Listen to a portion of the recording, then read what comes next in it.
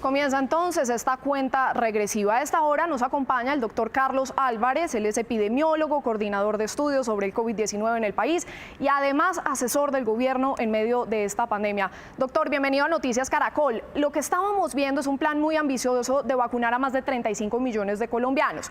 Primero, ¿cómo vamos a lograrlo? Y además porque estamos viendo, digamos, una diversidad en las vacunas, ¿eso es suficiente? Muy buenas tardes, Juanita, a todos los colombianos. Es un plan ambicioso, pero que se puede hacer, y eso depende del trabajo mancomunado de todos nosotros.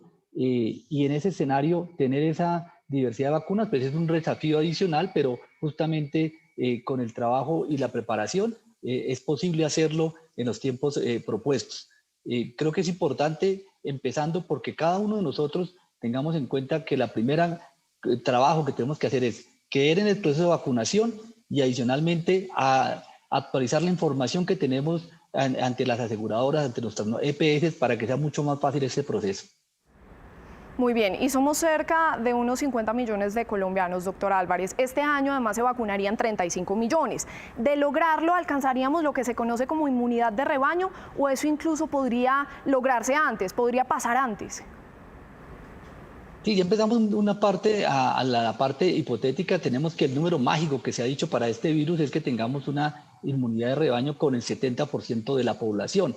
Podría ser 75, puede ser 80 o un poquito menos, pero también hay que tener en cuenta algo que no se debe olvidar, es que justamente es la vacunación sumado a que a algunas personas les ha dado COVID y se han recuperado, que también genera inmunidad. Entonces, si las vacunas y la inmunidad natural, la que se presenta cuando uno le da el COVID, se mantiene en el tiempo, probablemente podría incluso alcanzarse un poquito antes. Pero dejemos en este número mágico el 70%, que es el tiempo que sería adecuado para considerar que tengamos inmunidad de rebaño. El 70%, entonces, es el número que tenemos como objetivo en este momento para lograr este plan de vacunación. Este tema es muy importante porque vemos que hay algunas diferencias en la eficacia entre una y otra. Es cierto que es mejor tener, digamos, mucha gente vacunada con protección moderada que poca gente con alta protección, doctor.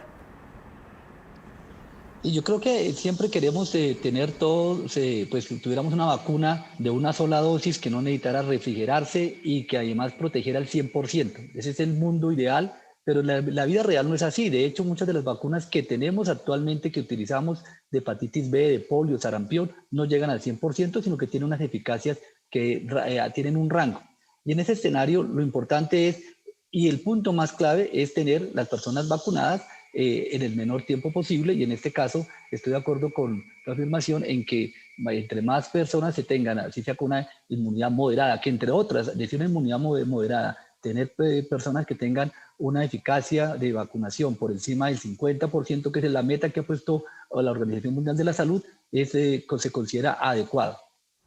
Eso es muy importante entonces, es decir que sí es mejor tener mucha gente vacunada con protección moderada que poca gente con mucha y mucho más alta protección. Doctor, yo como ciudadana, digamos, podría llegar a escoger una de estas vacunas, es decir, yo quiero aplicarme esta.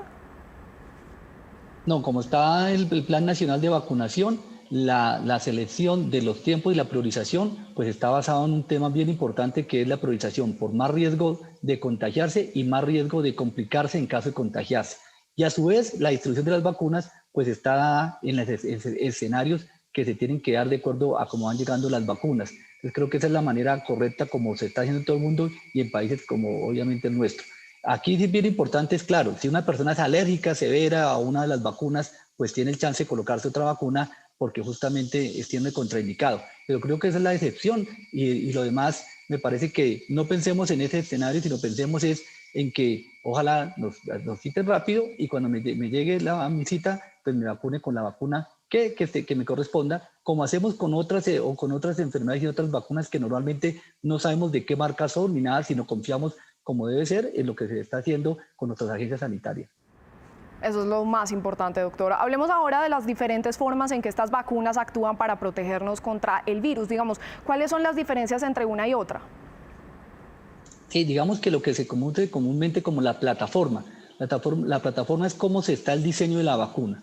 Entonces, hay varias plataformas en el caso de vacunas contra COVID-19. Unas son basadas en el ARN, es decir, lo que se le inyecta a la persona en el líquido es las cadenas del material genético del virus incrustadas dentro de una bolita de grasa que van a llegar al aplicarse al interior de las células y hace que mi sistema de defensa lo reconozca y lo despierte y produzca anticuerpos contra ese ácido nucleico en este caso. Hay otras plataformas que son basadas en adenovirus o un virus vector, que ese es muy sofisticado el término, pero básicamente lo que se hace es que el pedacito del material genético del virus se inserta dentro de otro virus, en este caso un adenovirus, y esta inyección con este virus que es inocuo va a producir entrar al organismo, se reproduce y al replicarse va a replicar el pedacito del material genético del causante de la COVID-19, que es el SARS-CoV-2, y así se genera la respuesta inmune. Son los virus, son las vacunas basadas en vectores como la de Oxford AstraZeneca o como la plataforma de Janssen, y las de ARN son como la de Moderna o Pfizer. Hay otras plataformas que son las también no se coloca el fragmento del virus, sino se coloca no se coloca el fragmento genético del virus, sino un pedacito del virus, la proteína. Imagínense la bolita del virus que tiene una espiga, que es la que sale, entonces quitan ese pedacito de la proteína y ese pedacito de proteína es la que se inserta en la vacuna y es la que llamamos vacunas de proteínas recombinantes. Recientemente aparece una que salió, que es eficaz, el Novavax, que tiene ese mecanismo. Y otra como la vacuna de Sinovac, que son vacunas de virus inactivados, en el cual el virus se somete a procedimientos químicos o físicos y después de ese sometimiento el virus pierde su capacidad de producir enfermedad, pero mantiene como la estructura que es lo que la reconoce el sistema de defensa. De esta manera, el virus no produce enfermedad, pero sí genera respuesta inmunológica. Este es otro tipo de plataforma que es la que llamamos de virus inactivados. Son las vacunas las que salvan vidas. Doctor Carlos Álvarez, ya vamos a volver con usted para aterrizar un poco más cómo es que en la práctica se va a ejecutar este plan de vacunación en nuestro país que comienza el próximo 20 de febrero. El total de dosis proyectadas, como lo estamos viendo acumuladas, se estima en un total, según este gráfico, de más de 58 millones de dosis. Sin embargo, el gobierno habla de 61.500 millones de dosis adquiridas. Es decir, ¿cuál es la razón de esta diferencia, doctor? ¿De qué se trata? En realidad, lo que tiene el gobierno colombiano, de acuerdo a los datos que mostraron ayer el presidente y el ministro de Salud, está para vacunar 35.200.000 colombianos, y hay que tener en cuenta que algunas vacunas son de 2 dosis y una de las vacunas que compró Colombia es de una sola dosis. Por eso a veces ahí puede haber alguna diferencia en los números, pero en realidad hay que tener en cuenta que requieren algunas dosis y otros, en el caso de la vacuna, que son 9 millones, la vacuna de Janssen es solo una dosis. Muy bien, esa es la razón entonces de esta diferencia. El total sigue siendo entonces 61.500.000 dosis. Doctor, ¿qué pasa si hay retrasos, digamos, con la llegada de estas vacunas? ¿Qué otros planes existen? Yo creo que este es el esfuerzo que se hace para tener rápidamente vacunación en Colombia, y probablemente pues ya en el caso en que empezamos a ver que haya situaciones como la que estamos viendo actualmente en la Comunidad Europea o en el mismo Estados Unidos, pues claramente se deben tomar algunas medidas acorde a lo que esté sucediendo. Pero yo creo que empezar a hipotetizar que de pronto podría no llegar o podríamos tener dificultades, pues hay que estar preparados, son desafíos que van a ocurrir, hay cosas que dependen de nosotros y otras dependen de las mismas compañías fabricantes. Creo que aquí hay que trabajar fuertemente, a mi modo de ver, específicamente en lo que también depende de nosotros. De lo que nosotros como ciudadanos, como decía al comienzo, tener actualizados mis datos ante mi aseguradora para que cuando me llamen efectivamente sepan que estar ahí, y adicionalmente pues cada uno de las alcaldías y las secretarías de salud, como lo están mostrando, pues estén preparando adecuadamente para que cuando lleguen las vacunas, pues estas vacunas sí se puedan administrar en los tiempos y plazos que están planteados y esperados que se hagan de esa manera en todo el territorio colombiano. Claro, sin duda son las dudas que tenemos todos en este momento en medio de este plan de vacunación. Doctor Carlos Álvarez, ¿y qué pasa si yo pierdo mi turno de vacunación?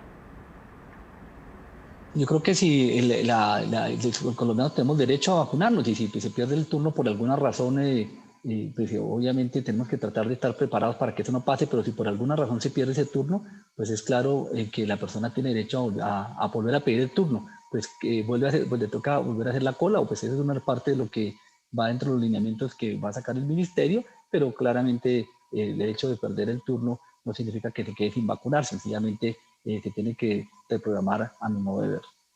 Claro, y lo que tengo entendido es que se pasa a la siguiente etapa y en esa siguiente etapa es que se puede vacunar.